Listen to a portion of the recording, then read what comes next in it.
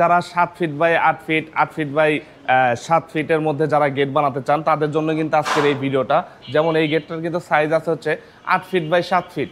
এই 8 ফিটের মধ্যে কিন্তু আমরা কিন্তু ভিয়েতনামে কিন্তু ডিজাইনের গেট কিন্তু বানাইছি। স্ট্রাকচারের মধ্যে আমরা কিন্তু মালামাল ব্যবহার করেছি, যেমন আউটসাইডের স্ট্রাকচার আছে যেখানে কিন্তু আমরা মালামাল ব্যবহার করেছি 2 inch by 2 inch box pipe, যেটা কিন্তু পাকা কিন্তু 14 গজ মোটা।